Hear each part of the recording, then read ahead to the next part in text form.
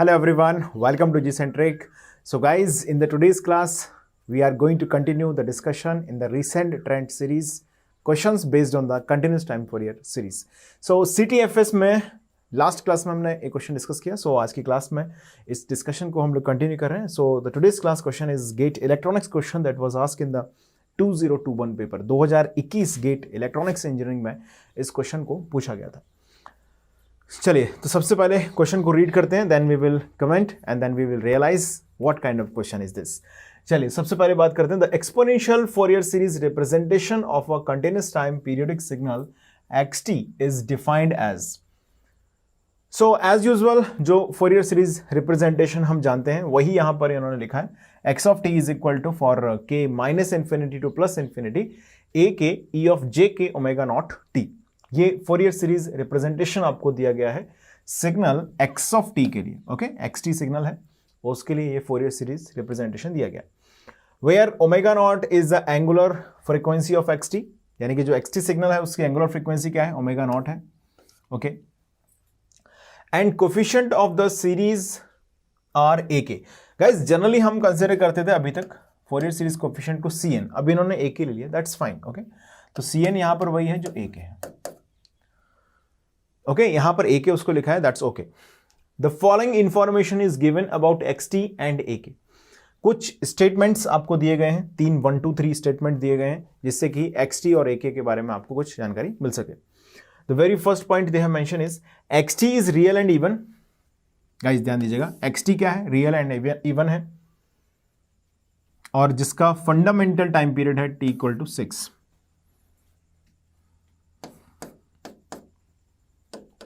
Time period capital T की value आपको दी गई है यहां पर 6.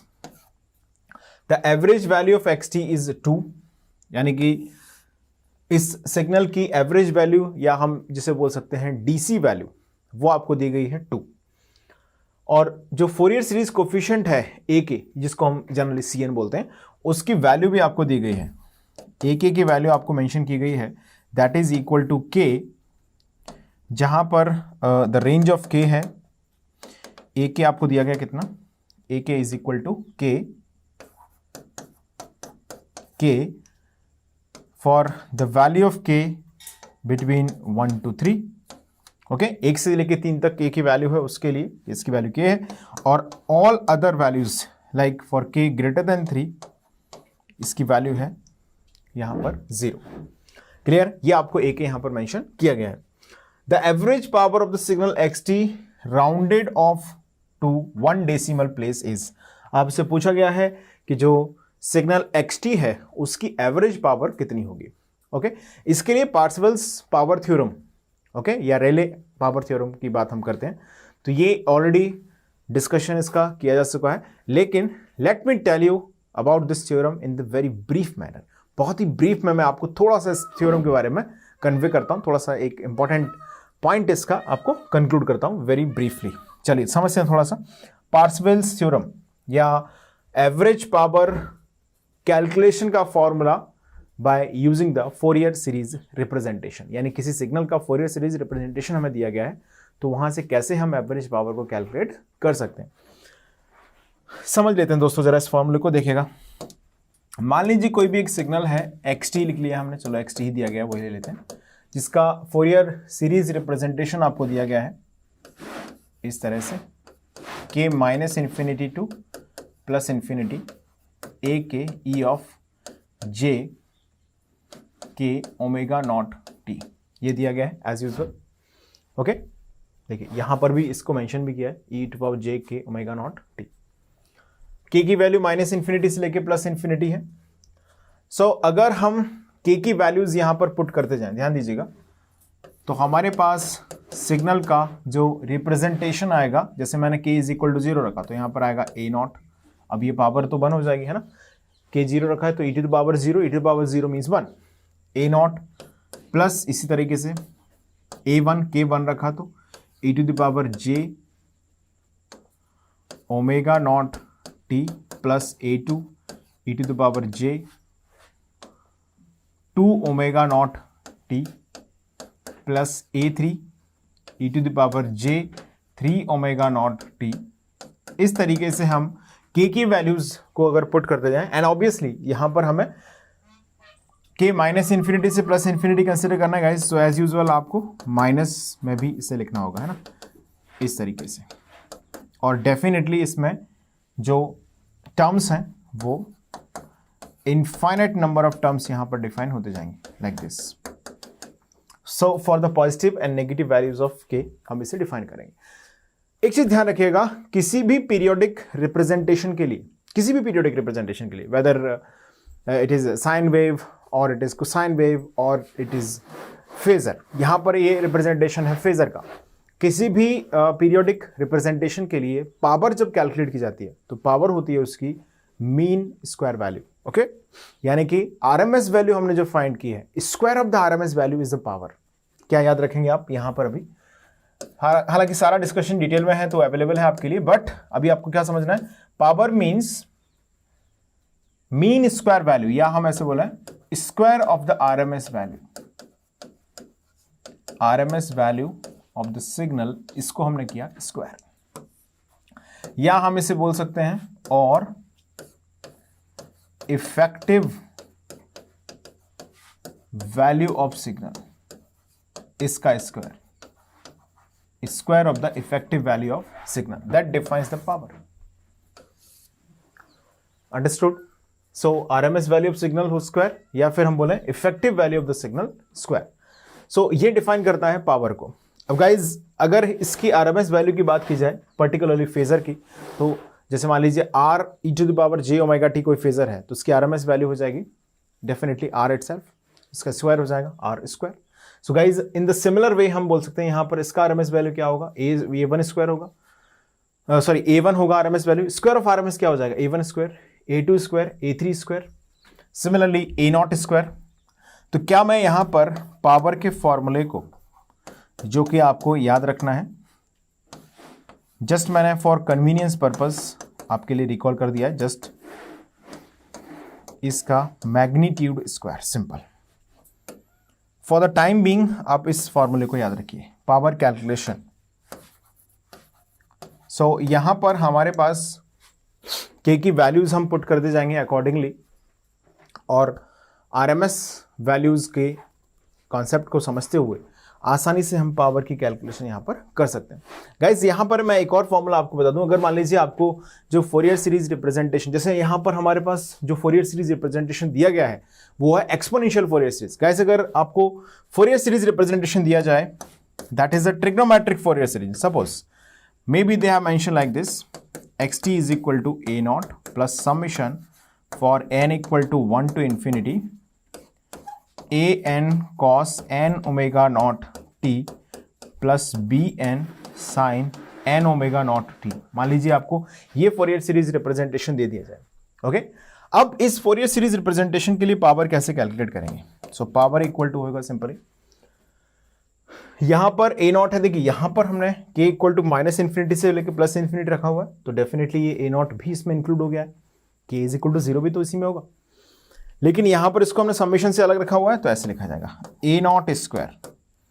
डीसी वैल्यू की आरएमएस वैल्यू उसी के एम्पलीट्यूड के या मैक्सिमम वैल्यू के बराबर होती है। किसी भी डीसी सिग्नल के लिए RMS value equal to average value equal to maximum value, understood? तो आरएमएस वैल्यू क्या हो जाएगी, A naught square of RMS, A naught square, simple. A N cos N omega naught T, ध्यान दीजिएगा इसके लिए आरएमएस वैल्यू क्या होगी, A N by root two for the cosine, for the sine, like आपको याद होता वोल्टेज में V of T equal to V M sine omega T, so V M by root T is RMS value. Exactly यहां पर भी A N है maximum value, A N by root two RMS value, square of the RMS means A N square by two. So मुझे ऐसे लिखना चाहिए इसको, for summation N equal to 1 to infinity A N square by two plus B N square by two, this will be the representation of power in the trigonometric Fourier series format. Guys trigonometric Fourier series में इस तरह से हम power को represent करते हैं। अब आते हैं क्वेश्चन पर जिसकी बात हम कर रहे थे, let's move to the question. आपको यहां पर फोरियर सीरीज कोएफिशिएंट दे दिया गया है a k, t is equal to 6 mention किया गया है, तो क्या हम पावर की कैलकुलेशन यहां से कर सकते हैं? एग्जैक्टली कर सकते हैं। समझिए। क्वेश्चन सभी ने नोट कर लिया है और एक बार सभी को स्क्रीन पॉज करके देखिए, मैंने फॉर्मूला डिस्कस कर दिया है। चलिए तो मैं इसको अब सॉल्व करता हूं आपके लिए। सो सबसे पहले अगर हम देखें यहां से, the average power of the signal xt rounded off to 1 decimal place is, आपसे पूछा गया है इसके अंदर। चलिए तो सबसे पहले हमने फॉर्मूला ऑलरेडी जो रियलाइज किया, that was the formula power p is equal to for summation k equal to minus infinity to plus infinity a k magnitude square. Understood. यहां पर k की वैल्यू जब हम कंसिडर करते हैं बिटवीन 1 to 3, 1 से लेके 3 तक, तो इस दौरान a की वैल्यू आती है k, और जब हम कंसिडर करते हैं k ग्रेटर देन 3 तो हमने ये ऑब्जर्व किया, तो यहाँ पर इसकी वैल्यू आती है 0। सो सबसे पहले अगर आप रियलाइज करें, so for k 1 to 3, so k is equal to 1 पर अगर आपने डिफाइन किया like this, see for k is equal to 1, so this is a k, और इसे हम लिखेंगे a1, इसकी वैल्यू आ जाएगी 1। a of k is equal to 2, जिसे हम लिखेंगे k2, k is equal to 2, that is equal to 2। Similarly at k is equal to 3, this will be a3, that is equal to 3 as usual. लेकिन अगर आप इस representation को ध्यान से समझें तो यहाँ पर करस्पॉन्डिंगली जब हम k की पॉजिटिव, देखिए जो cn होता है फोरियर सीरीज कोफिशिएंट जिसकी हम बात करते हैं, कॉम्प्लेक्स फोरियर सीरीज रिप्रेजेंटेशन का जो कोफिशिएंट है, वो रियल एक्सिस या हम वैल्यू एक्सिस की बात करें तो वैल्यू एक्सिस के अबाउट उसकी वैल्यू सिमेट्रिक होती है। यानी कि जो मैग्नीट्यूड स्पेक्ट्रम हमने ड्रॉ किया है वो n is equal to minus infinity से लेके प्लस इन्फिनिटी तक इसको डिफाइन किया जाता है। यानी कि एग्जैक्टली अगर हम इस रिप्रेजेंटेशन को लिखें, जैसे हमने यहाँ पे लिखा है power, so the actual way of writing this representation is that, see a to the power k square. तो हमने जब k इक्वल टू 1 कंसिडर किया दोस्तों, तो a1 हमने लिखा a1 स्क्वायर। तो साइमल्टेनियसली हमें यहां पर k की दूसरी वैल्यू यानी कि a ऑफ -1 भी कंसिडर करना पड़ेगा। समझिएगा क्यों? जब हमने ट्रिग्नोमेट्रिक फोरियर सीरीज रिप्रेजेंटेशन लिखा तो फॉर्मूला आया था ये an square by 2 plus bn square by 2, okay, plus a naught square. This was the power formula. जो फोरियर सीरीज कोफिशिएंट जिसको हम a के यहां पे लिख रहे हैं, ओके, इसके मैग्नीट्यूड को अगर इसकी वैल्यू को हम डिफाइन करते हैं तो ये इस तरह से होती है an by 2 minus j bn by 2, okay. जहां पर मैं जनरली जो थ्योरी में बात करते हैं cn की बात हम करते हैं, तो अगर आप इसको जब डिफाइन करते हैं इसका मैग्नीट्यूड, तो magnitude of a k is equal to कितना हो जाएगा? डेफिनेटली ये होगा equal to 1/2 times of under root of an square by an square plus bn square. अगर आपने इसका स्क्वायर किया तो ये इसके 1/4 के इक्वल होगा। यानी कि अगर आप a के स्क्वायर को लिख देंगे तो ये हो जाएगा 1/4 of an square plus bn square by 4। लेकिन यहां पर पावर फॉर्मूला है an square by 2 plus bn square by 2, यानी कि आपको साइमल्टेनियसली k की पॉजिटिव और नेगेटिव दोनों वैल्यूज को इंक्लूड करना पड़ता है जब भी हम पावर को यहां पर डिफाइन करते हैं। तो यहां पर एक सिली मिस्टेक आपसे हो सकती है। आपको यहाँ पर जैसे k की वैल्यूज दी गई हैं 1 से लेके 3 के बीच में, तो हमने डायरेक्टली a1 स्क्वायर किया, a2 स्क्वायर किया, a3 स्क्वायर किया, तीनों को ऐड कर दिया, ओके, और आंसर को लिख दिया। That one common mistake that can be happens by you. But हम यहाँ पर ध्यान देंगे कि जो रिप्रेजेंटेशन है वो कैसा भी हो, लेकिन k की वैल्यूज आपको पॉजिटिव नेगेटिव दोनों के रिस्पेक्टिवली यहाँ पर डिफाइन करनी पड़ेंगी। मतलब कहने का ये है कि इस फॉर्मूले को अगर मैं सॉल्व करूं, इस फॉर्मूले को अगर मैं k की वैल्यूज के रिस्पेक्टिवली सॉल्व करता हूं, तो यहां पर डायरेक्टली हम लिख सकते हैं ऐसे a1 square plus a of -1 square plus a of 2 square plus a of -2 square. Understood? Similarly a3 square plus a of -3 square plus a naught square, and same time इसके आगे के जो फैक्टर्स हैं like k is equal to 4, k is equal to -4, k equal to 5, k equal to -5, इन सभी को हम define करेंगे एज इट इज। इस फॉर्मूले में जैसे हमने ए ऑफ के लिखा है, अगर मैं रिस्पेक्टिवली ए ऑफ माइनस के को भी यहां पर डिफाइन कर दूं, so this will be equal to that for the trigonometric Fourier series. तो अगर आप ऑब्जर्व करें तो ए ऑफ के का जो मैग्नीट्यूड है गाइस वो इक्वल टू होता है ए ऑफ माइनस के। हमारे पास ऑलरेडी ए ऑफ के की वैल्यूज हैं, a1 की वैल्यू हमारे पास है गाइस, तो वही value A of minus one की भी होगी। यानी कि अगर आपसे कोई पूछे what will be the value of A of minus one, आप बोलेंगे 1, its magnitude is also 1, like okay. इस तरीके से ए ऑफ माइनस 2 का मैग्नीट्यूड क्या होगा, that is will be 2 equal to a of 2, magnitude दोनों का सेम होगा। A of minus 3 equal to कितना होगा, 3। अब डायरेक्टली हम इसे अगर फॉर्मूले में रखें तो पावर की कैलकुलेशन हमारे पास आ जाएगी a1 स्क्वायर यानी कि 1 square plus A of minus 1 square again 1 square, a2 square means A of 2 what is 2 square, A of minus 2 square यानी कि 2 square, A of 3 square means 3 square, A of minus 3 square यानी कि 3 square. अब ए naught square समझिएगा, ए not means deci part, इसका average value दिया गया है 2, ओके यानी कि जो ए नॉट की वैल्यू है वो इनडायरेक्टली आपको मेंशन की गई है, दैट इज इक्वल टू 2। तो यहां से हो गया ये 2 स्क्वायर। सो गाइस पावर की वैल्यू आ गई 1 + 1 2, डायरेक्ट लिख दें आंसर, 2 + 4 6 + 4 10 + 9 19 + 9 28 + 4 32। पावर की वैल्यू गाइस यहां पर आएगी that is equal to 32। Okay समझ में आया सभी को? जल्दी से इसको नोट करें फॉर्मूले को। देखिए पावर कैलकुलेशन के हमने जो trigonometric form of Fourier series representation है वो फॉर्मूला भी हमने सीखा हुआ है। जल्दी से इसको नोट करें, थोड़ा सा मैं ब्रीफली समराइज आपके लिए करता हूं इसको। सो पावर रिप्रेजेंटेशन का वो फॉर्मूला भी हमने ऑब्जर्व किया हुआ है। जैसे यहां पर अगर हम पावर कैलकुलेशन करते हैं by using the trigonometric form, तो ये फॉर्मूला हमारे पास है, this is the formula for trigonometric form of the Fourier series. लेकिन यहां पर दिया गया है कॉम्प्लेक्स फोरियर सीरीज, या हम इसे बोलते हैं एक्सपोनेंशियल फोरियर सीरीज रिप्रेजेंटेशन। तो दोस्तों इसके लिए फॉर्मूले की जब बात की जाती है तो यहां पर इस तरह से हम रिलेशन, हालांकि वहां पर हम वर्ड यूज करते हैं, टर्म यूज करते हैं एक्चुअली CN, जो मैंने थ्योरी में डिस्कस किया वहां पर CN यूज करते हैं। आपको कंफ्यूजन ना हो इसके लिए यहां पर भी हम ऐसे लिखते हैं C of minus n, understood. आप ऐसा समझिएगा C of n यहां पर कंसिडर किया गया है एज AK एज यूजुअल। तो यहां से अगर हम वैल्यू कैलकुलेट करें इसकी तो ये आएगा an² / 4 + bn² / 4। दोस्तों ये वैल्यू है an² / 2 + bn² / 2, यानी कि पावर कैलकुलेशन में k के लिए दोनों टर्म्स को सिमेट्रिकली डिफाइन किया जाता है।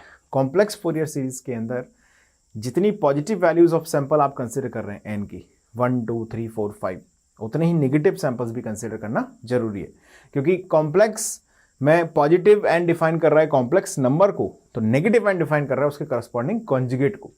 और आप जानते हैं कॉम्प्लेक्स क्वांटिटी हमेशा कॉन्जुगेट पेयर में होती है। सो ये सिली मिस्टेक यहाँ पर मत कीजिएगा। आपको हो सकता है जल्दी से आप आंसर निकालने के चक्कर में k की वैल्यू हमने रखी 1 2 3, इन सबको स्क्वायर करके ऐड कर दिया। ध्यान दीजिएगा same time a - 2 a of -3 a of -4, अच्छा इनकी वैल्यूज हमारे पास कहां से आएंगी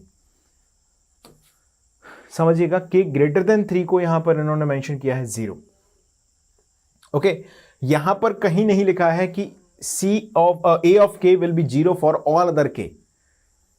आपको यहां से a of k की वैल्यू दी गई है k, ये कब तक है 1 से लेके 3 तक है, और k अगर > 3 है तो उसकी वैल्यू दी गई है 0। क्लियर है बात सभी को? अगर हम यहां से ऑब्जर्व करें तो जो a of k है it follows a pattern like this, यानी कि इसके सैंपल्स को अगर हम डिफाइन करते हैं it actually defines in that way. So जो सिमेट्रिक सैंपल, जैसे मान लीजिए यहां पर हाई वैल्यू आ रहा ये, फिर यहां से थोड़ा सा डाउन वैल्यू लाइक दिस। सो अगर आप सिमेट्रिसिटी को ऑब्जर्व करते हैं गाइस तो यहां से देखिएगा ये रिस्पेक्टिव सैंपल्स जो होंगे वो सिमेट्रिक होंगे, यानी कि इसका मैग्नीट्यूड अगर 4 है तो इसका मैग्नीट्यूड भी 4 होगा, इसका मैग्नीट्यूड अगर 3 है तो इसका मैग्नीट्यूड भी 3 होगा, इसका अगर 2 है तो ये भी कितना होगा 2 होगा। In that way this is define the C of n, जिसे हम बोल रहे हैं magnitude of C of n, या जिसे हम बोल रहे हैं ए के। क्लियर है बात सभी को? चलिए, तो ये क्वेश्चन हमने डिस्कस यहाँ पर किया। अच्छा, हालांकि इसका आंसर आया, कुछ न्यूमेरिकल आंसर क्वेश्चन है। Okay, so 32 will be the right answer of this question. This question was asked in the GATE electronics paper in the 2021। So I am just hoping that कि ये question सभी ने समझ लिया होगा सही से। जल्दी से नोट कर लें इसको। ये डिस्कशन 599 रुपीज़ में आप सिग्नल्स एंड सिस्टम्स को जी सेंट्रिक ऐप पर जाके परचेस कर सकते हैं। वेलकम 10 कोड का यूज़ करके आप फर्दर डिस्काउंट इसमें ले सकते हैं। तो बहुत अच्छी तरीके से आप अपनी प्रिपरेशन को स्टार्ट यहाँ पर कर सकते हैं। सो दोस्तों, रिसेंट ट्रेंड सीरीज़ में आज की क्लास तक हमने डिस्कशन कंप्लीट किया in the continuous time Fourier series. So let's meet in the next class where we will talk about continuous time Fourier transform representation. और कंटिन्यूस टाइम फोरियर ट्रांसफॉर्म में recent years में particularly electronics, electrical instrumentation में इसमें किस तरह के questions frame किए गए, इनकी चर्चा हम करेंगे और उनका डिफिकल्टी लेवल भी एनालिसिस किया जाएगा। So let's meet in the next session. Thank you for watching this session.